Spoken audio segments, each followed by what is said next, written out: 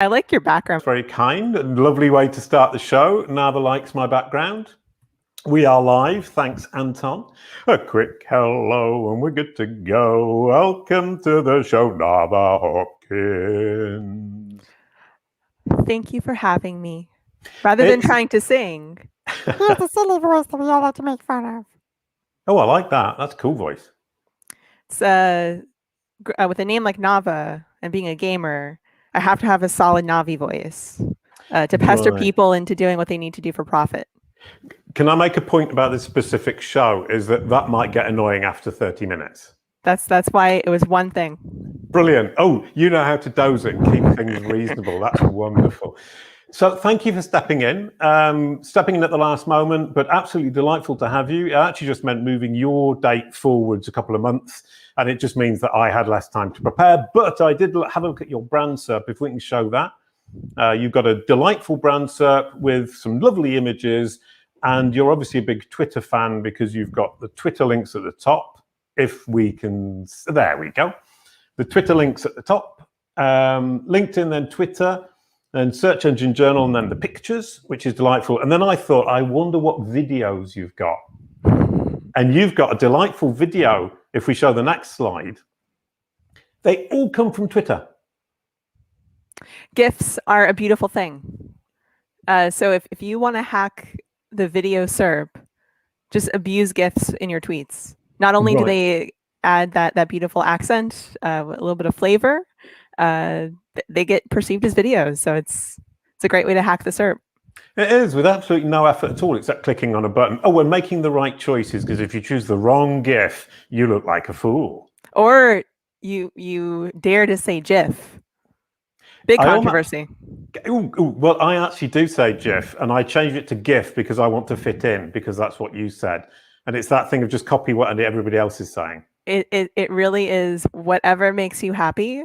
And so long as you provide the right file and it's a good one, it doesn't matter whether it's peanut butter or the correct way. Is there a correct way? Peanut butter? So Jif is a peanut butter brand. So that's me owning that in the US there's a brand called Jif. And so those of us that say GIF, we like to say that those that say the other way, the peanut butter way. Oh, right. Okay, brilliant, wonderful. So as you said, this is all fun, isn't it? And what you've managed to do is make conversion rate optimization fun, which I find very difficult to believe, because conversion rate optimization is basically making your buttons green, making the text as big as possible, and having click here written in big capital letters. So that ignores the story of how the user got there, what their motivations are. So if we think about conversion rate optimization from just the data standpoint, what are the specific metrics that we're looking at? What are the tests and controlling for that? It can get very boring, and it can be very daunting because you have to have enough statistical significance in order for whatever you're going to do to function.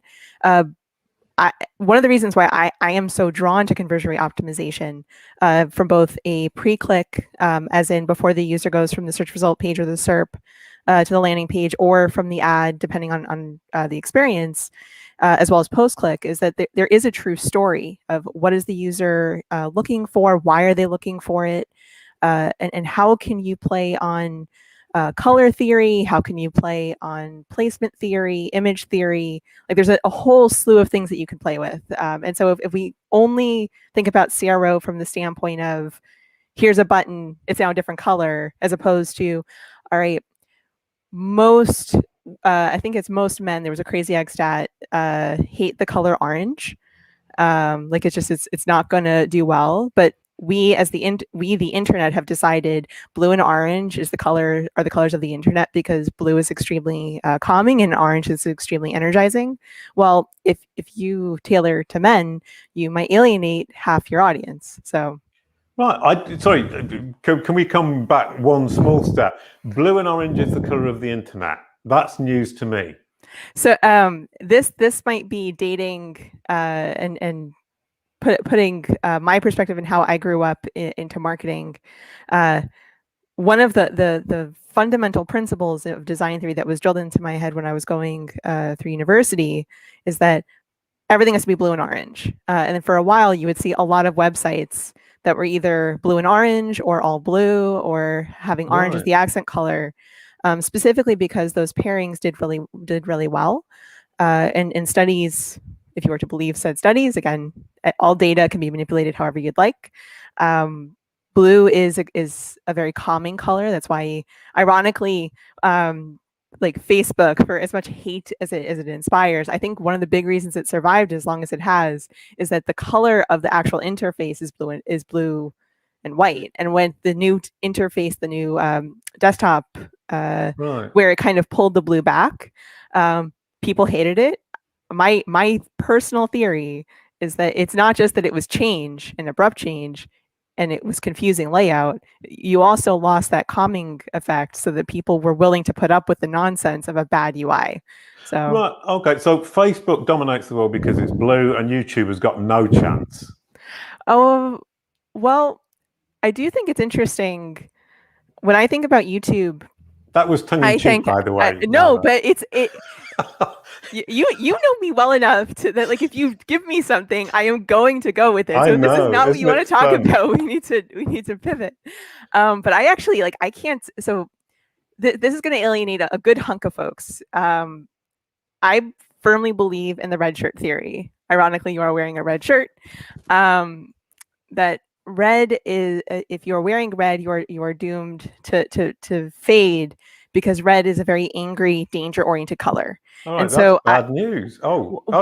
But what's interesting is that YouTube's logo over time, it seems to have shifted more that red into kind of accent as opposed to the dominating effect. Like, you see more of the gray, more of the white, more of the black. And so it's I don't like serif fonts in logos.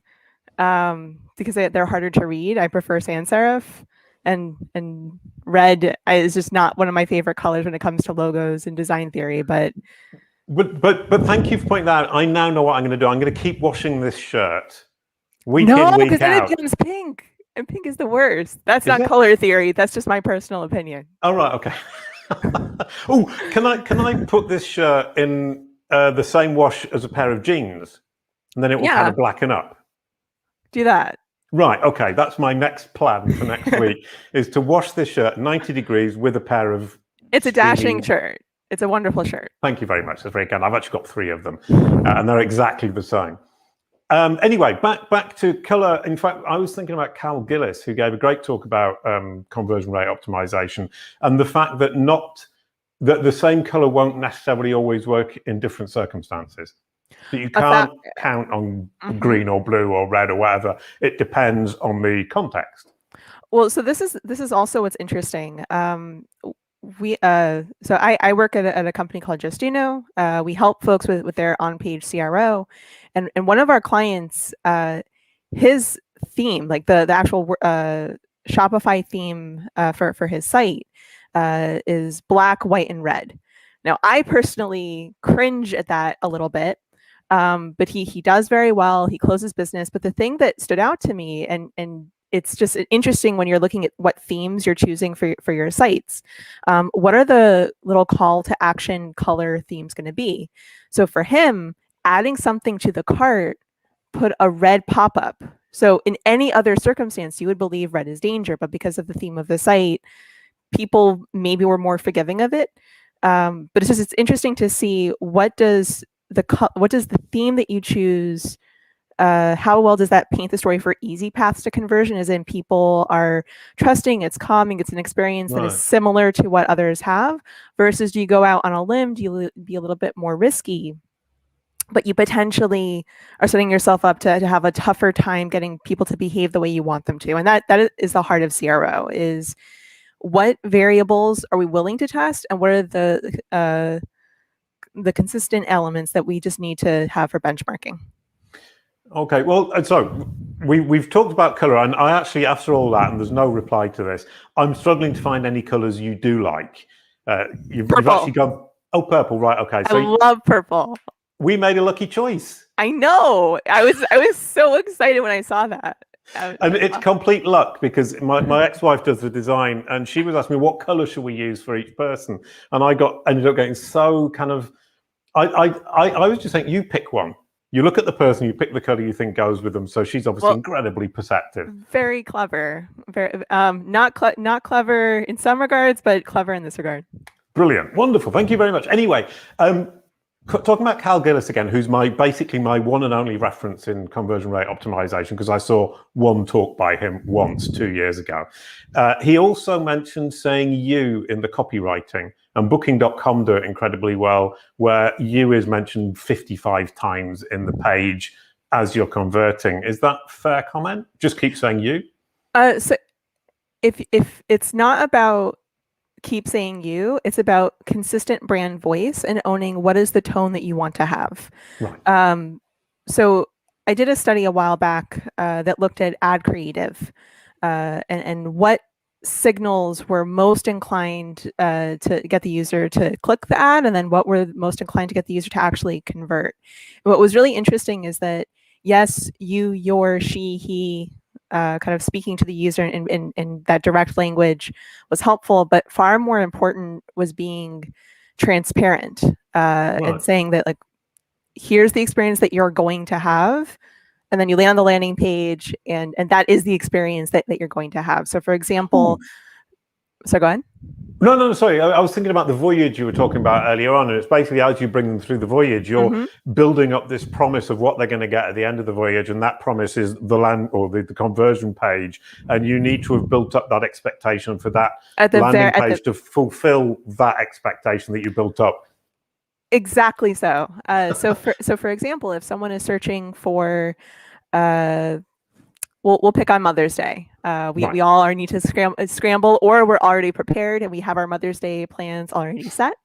If we're looking for Mother's Day flowers, will arrive by Mother's Day, an ad that talks about, or even a landing page from the organic SERP talking about Mother's Day flowers, talking about delivery in time for Mother's Day, will do better than an ad that just says cheap flowers, or like top rated flowers, or shipping all over the US, because that's not necessarily what the user's primary motivation is. They're going to be more drawn to the actual event, and then it can arrive in time, and less concerned potentially about price. Like someone who is, I don't know about the rest of you, and I know you genuinely care. You are one of the most compassionate, empathetic people ever.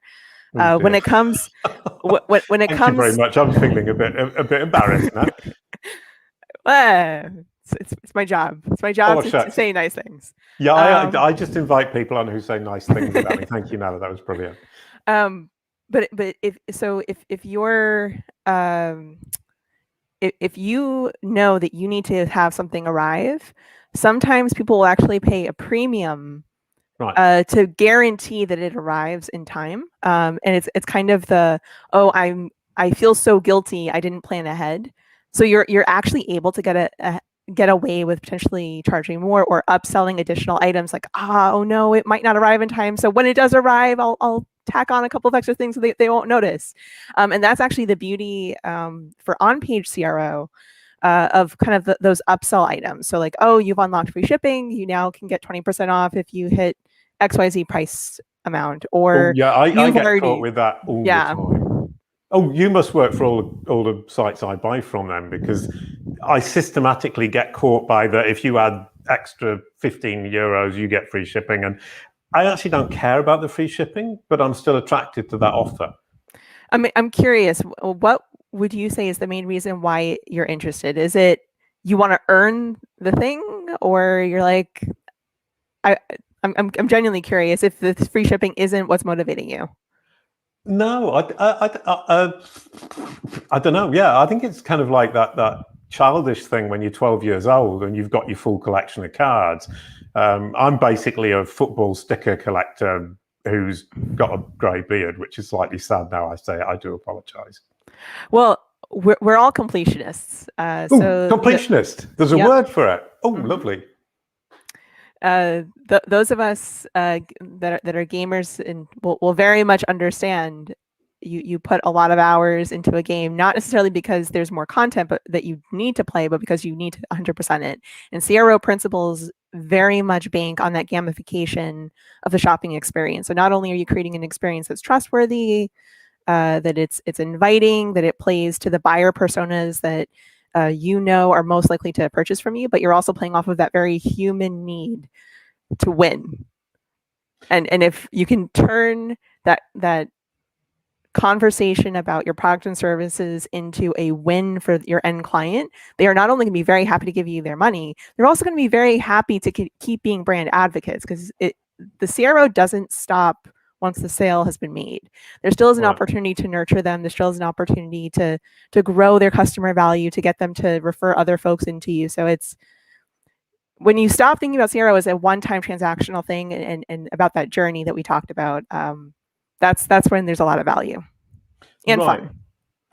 Fun. Oh yeah, we forgot about the fun of that. But coming back to that journey, I mean, I mean, underneath you've got in PPC Sith. Now I'm guessing the reason you're so keen on CRO is because with PPC you have to convert in order to justify the cost of the PPC. Would that be a fair assessment?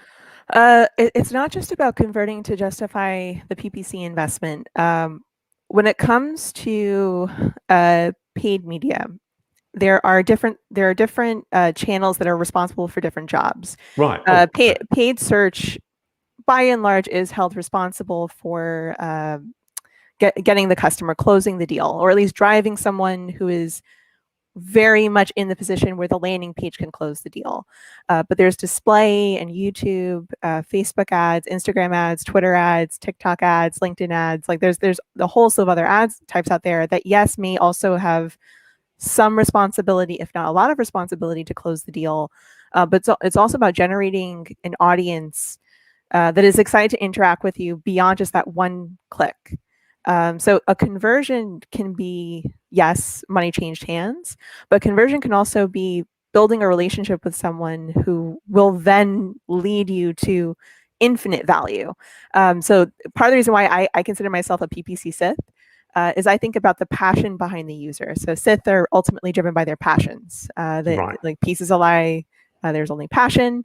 And then also through victory my chains are broken. We tend to get in paid media very bogged down in habitual practices that, all right, there's a set of keywords I'm going to bid on. Right. Landing pages always have to be the same exact way. And I very much embody and I encourage all that do any digital marketing to test. You should never be complacent in the tactics that you're leveraging. You always want to think about what could I possibly do a little bit better? What is the one thing that, all right, maybe that's getting in the way of me perfectly capitalizing on ROI. Maybe this channel has been neglected for far too long, or I'm treating one channel the same way I treat another channel. So it's constantly thinking about how can I innovate? How can I A/B test? Right. Can you just explain one thing to me? Siths, yeah, that's from Star Wars. Yes, great. So test everything, in the movies, the Sith are the bad guys, the Jedi are the good guys, and everyone else is just around. But at its core, the Force is kind of this divine, empowering being that has a will. You can think of the Force like God if you want, and the Sith try to master the Force, as in channel the divinity that is, and the spirituality that is all around them into their servant that typically has corrupting influences, but at their heart they believe in following their passions and being and living in the pragmatic reality that is their very harsh existence. The Jedi, on the other hand, in a very Buddhist mindset, seek to pull themselves away from their passions, devoid themselves of all attachments, and that can actually lead the Jedi to far more cruelty than the Sith can, because while the Sith, there will be malicious intent if they are trying to hurt you. With the Jedi, their indifference can sometimes cause even more harm. So where the analogy comes from, if you are constantly doing the same exact thing and you're not leaving yourself open to evolve or open to change, the world will pass you by and you're not going to be able to do the things that your customers will need you to do. On the same token, though, if you're constantly changing, you're constantly variable testing, and you're not allowing for any time to grow, and actually to have stability, you're going to end up ruining your tests, and you're going to put yourself into the ground because of learning periods. So as a default, all ad platforms have learning periods. It's a minimum of 5 days. So I guess after this big long rant about Star Wars and PPC and digital marketing, I guess the moral of the story is go be a gray Jedi, or go be a bounty hunter. Right. Okay. Middle of the road gray. Go be gray. I did rather open that up to you, and got the Star Wars explanation of how to do PPC. I didn't know a lot of that stuff, but I mean, makes a lot of sense. And this idea of saying, don't always do the same thing, but then again, don't always chop and change. I mean, I think we all kind of think, oh, I should tweak this and I should tweak that. And it's terribly tempting because we think we know what's going to work.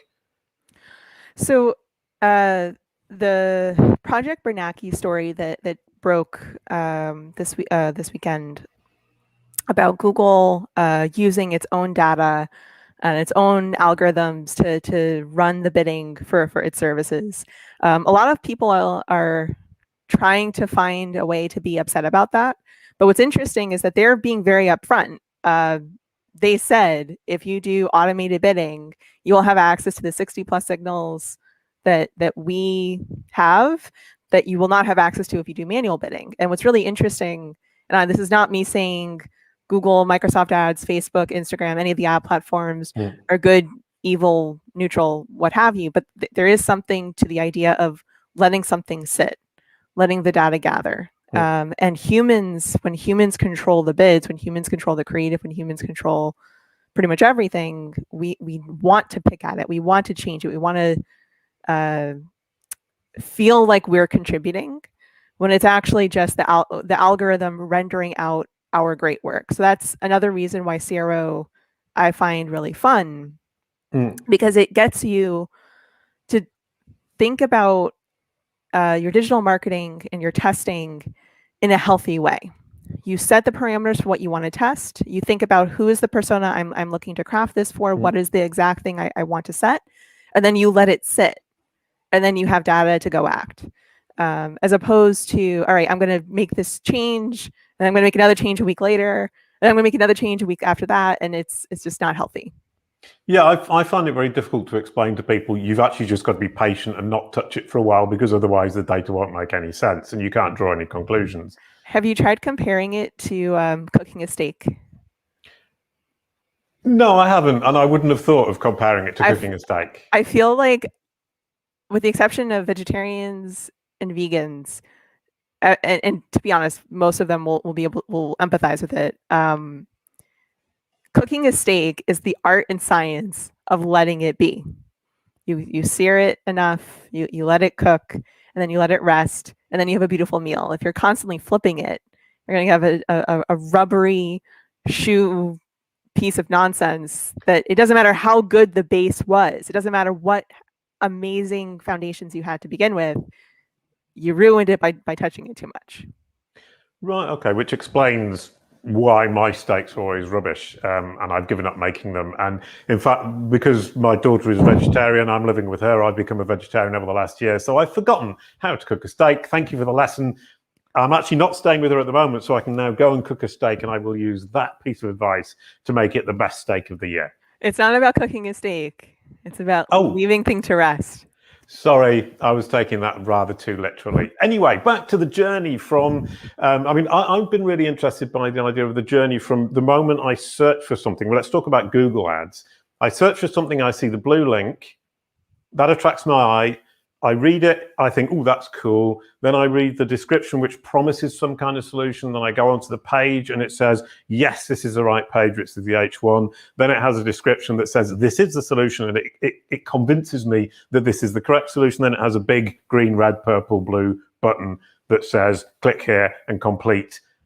Would that be a fair assessment of that very short journey? So are you familiar with the Hogfather? Are we going to get into another kind of book or film? Oh, no, absolutely no idea. So everyone should see The Hogfather. It's a film. It's a film and a book. It's Terry Pratchett. This is like what is it? The game, the mining game thing. It's a book and a film. Yeah. Hogfather. Anyway, so the reason I bring up The Hogfather is the Hogfather saves the world from these evil forces that want to kill Santa and kill the Tooth Fairy and kill like basically imagination. And so what I was about to compare it to is that there's this beautiful way that he describes. I'm not going to even try.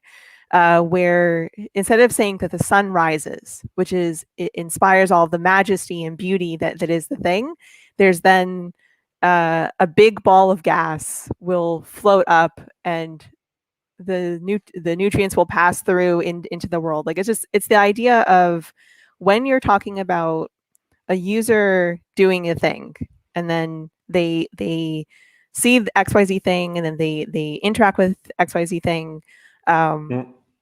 What that fails to do, and it's important, is think about what exactly inspired the user to read and see and to do that exact search to engage with that exact experience, and then did the landing page experience, regardless of whether it's paid or organic, did it meet the user where they were? Did it try to meet them too early, as in going too aggressive on the sale? Was it too passive? Was it giving too much information and not enough? All right, here's where you need to go to convert. So it just, yes, what you described is correct, but I would actually encourage most folks to think about it less in that very XYZ thing happens. You just called me the Hogfather. This is a Hogfather approach, and you're saying be a bit more empathetic to the person. I don't know if you realize this, but you actually are a very good stand-in for the Hogfather. You're very jolly. You're always empowering people with presence. Like, beautiful. But like on the CRO piece, one of the other things that I think a lot of people forget about is how easy it is to actually become a customer will greatly influence whether or not you'll get the sale. So one of my biggest pet peeves, especially in e-commerce, is when a website will demand that you sign up for the full service or to give all of that information, as opposed to allowing me to either check out as a guest or, better yet, have one-click checkout. Now, I grant you that means you are going to miss out on all of their information, but odds are you still are going to be able to capture at least their email to nurture them moving forward. And then also, I have abandoned more products and services than I've actually purchased, specifically because I was like, man, I gotta go find my card. I gotta go like look up this thing. Yeah. I'll go get to it later, and then I never do.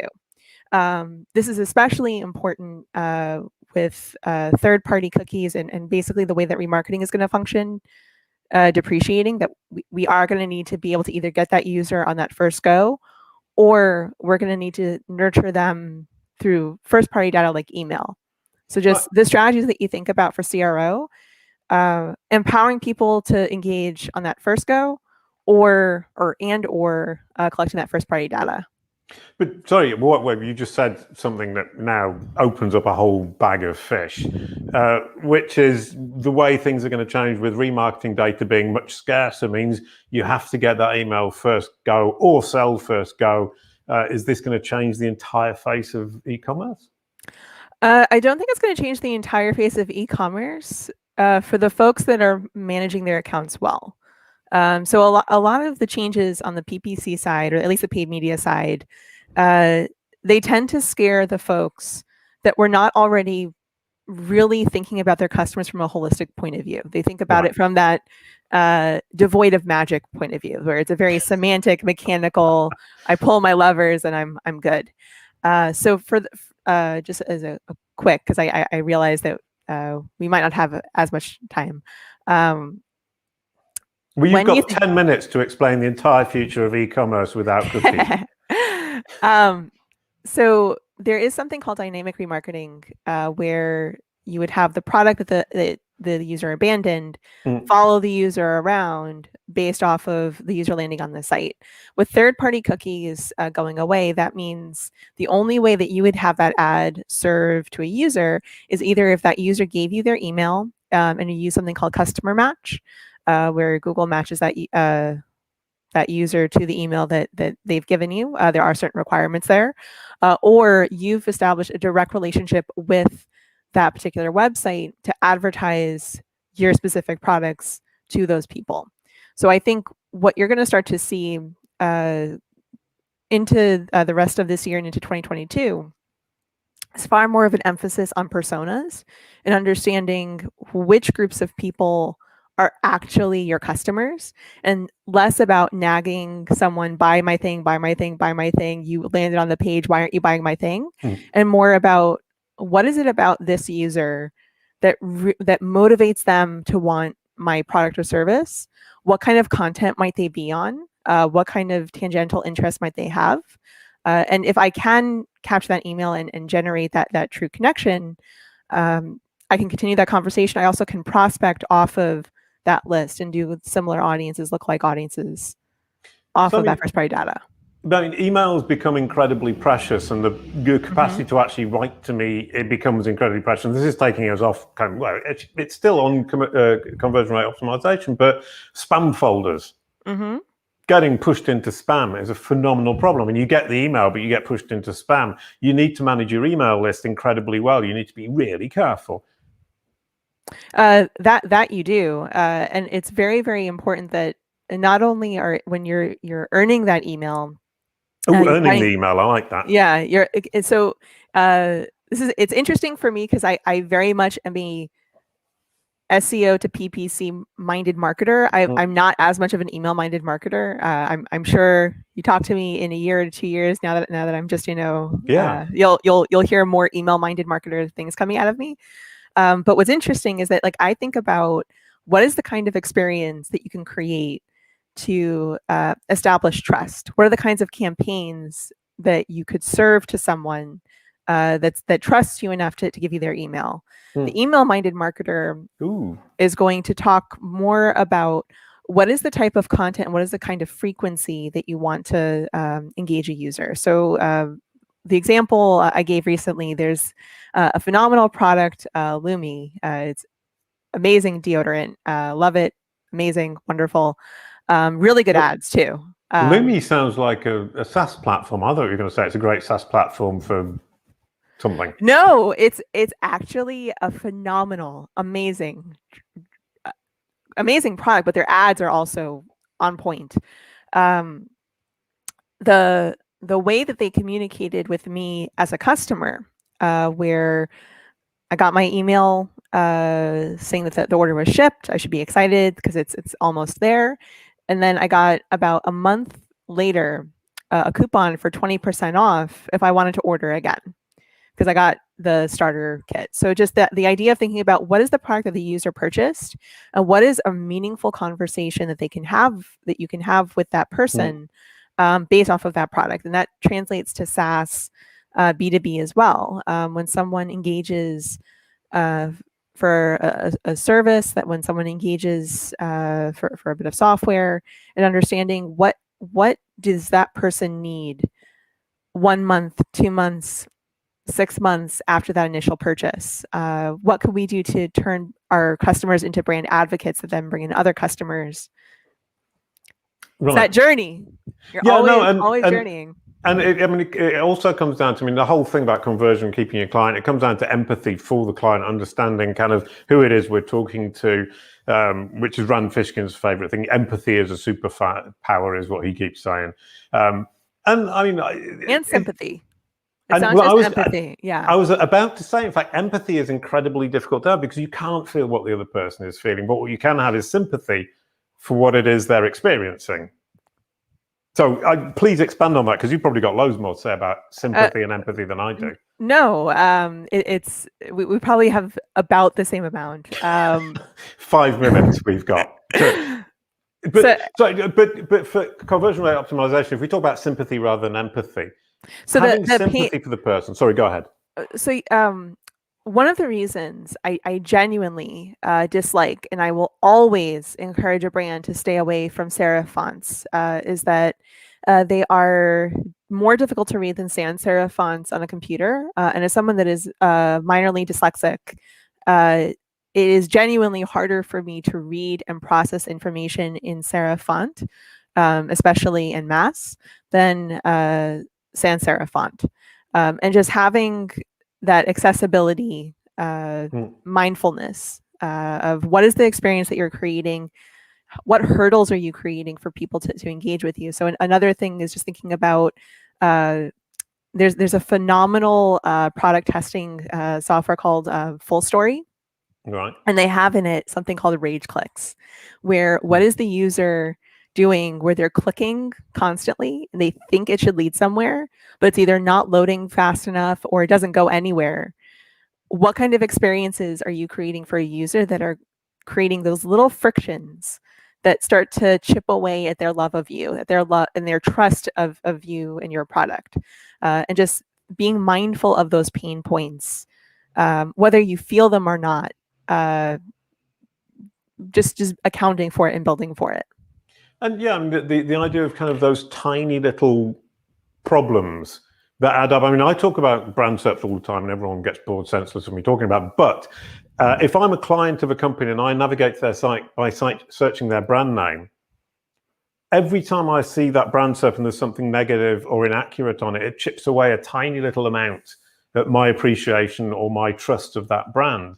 And I think we, as brands and business people and companies, underestimate that cumulative building of frustration or lack of trust or whatever, that we assume it's one and it's one forever, this trust. But maybe, sorry, go ahead. Yeah. Well, so I have a really good story for this. So I have been banking and investing really with Fidelity since I was 19. Like they are my go-to. I love them to pieces. They are my absolute favorite.